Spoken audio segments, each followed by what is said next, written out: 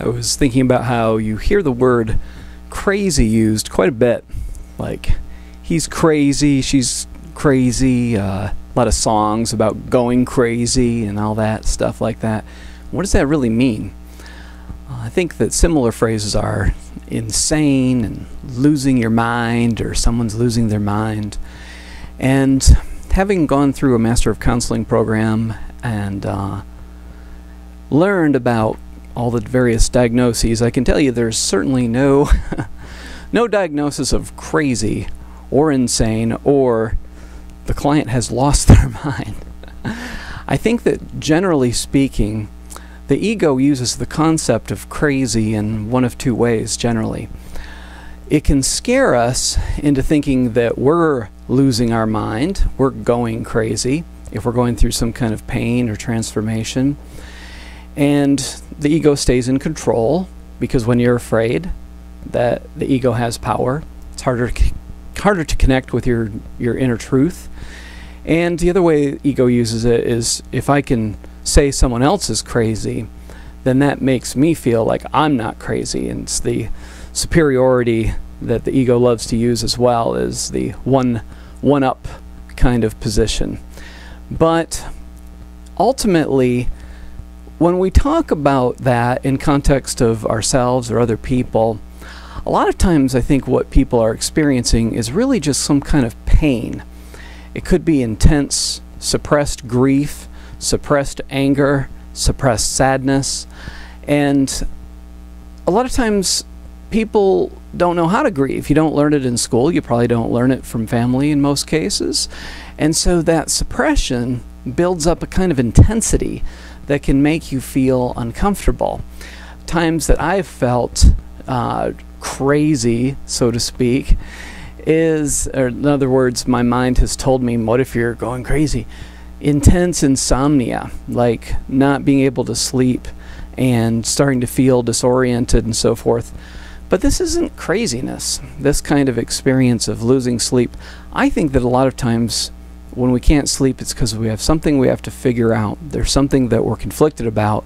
And when you're feeling raw and uncomfortable, that's a lot of times when things are going to come to the surface that you've suppressed into your unconscious mind.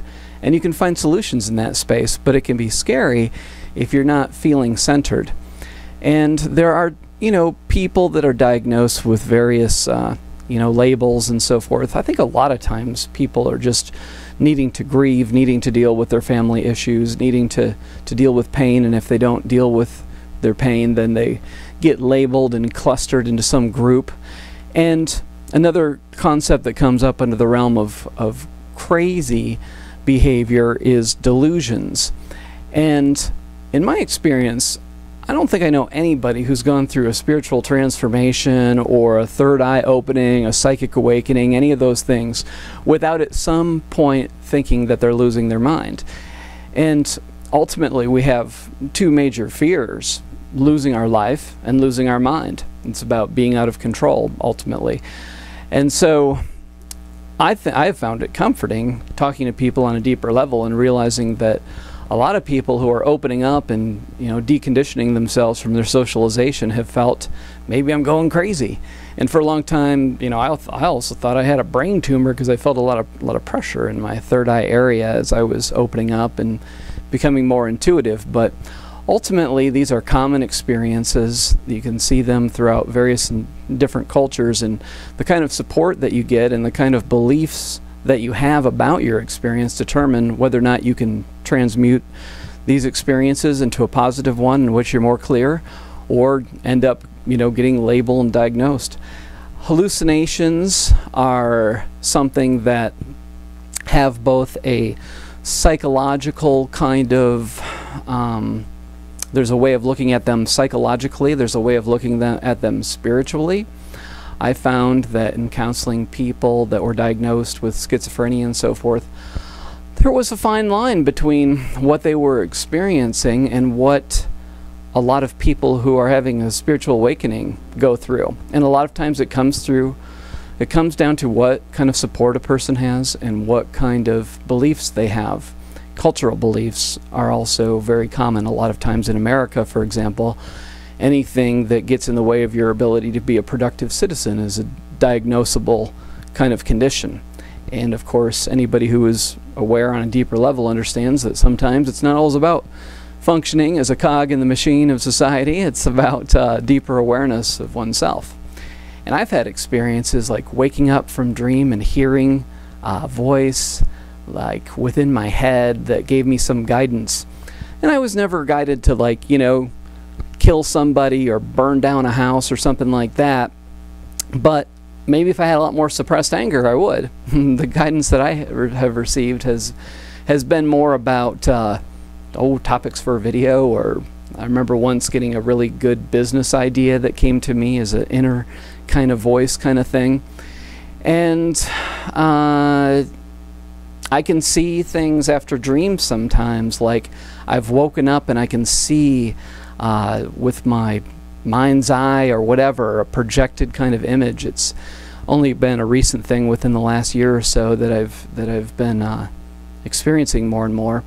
So these are technically hallucinations, and I could be diagnosed as you know, having some kind of mental disorder. But part of why I got out of being a counselor was that I felt that the kind of deeper healing that people require, first of all, 55-minute sessions once a week typically doesn't do the trick. And also, I think that you're frequently not allowed to express spiritual beliefs that are different than the client's, just out of respect for their own belief system. But a lot of times I think it's the spiritual healing that people need. And that counseling, depending on the counselor, there are some who have integrated the spiritual perspectives in a way that they can still get insurance reimbursements and so forth, or have people pay out of pocket. But I believe that the underlying component that I think is important about this concept of craziness is that people fear going crazy, but you're not going to, despite a lot of pop songs, what they would tell you, you're not going to go crazy over a partner leaving you, or a partner that you can't attain, for example. You can feel frustrated, you can feel hurt, you can feel disappointed, and you can grieve. But the concept of feeling like you're losing control, I think that you need to lose control sometime in life and just surrender to what your feelings are and what you're going through. And so therefore this concept of crazy is often, I think, something that our ego uses to keep us afraid, because nobody wants to go crazy. Nobody wants to end up institutionalized and locked away, which very rarely happens anyways these days. But we have these kind of archetypal images of somebody who's lost all control in their life because they lost their mind and so forth. But if you break it down, it's very specific things that are going on for somebody that might look like they're having an experience of losing their mind, but they're really going through some kind of emotional transition, oftentimes related to suppressed grief or suppressed pain or trauma of some sort. So ultimately, you know, if you deal with your emotions and you work on your personal healing and you go deeper into your path of personal growth and spiritual growth, then you can stay centered and you won't have as much fear and doubt. And as you see clearly what other people are going through too, you won't be tempted to label them as crazy so much as figuring out specifically what's going on for them and not trying to put them in a category that gives you a sense of having more power and them less power. Thanks for listening.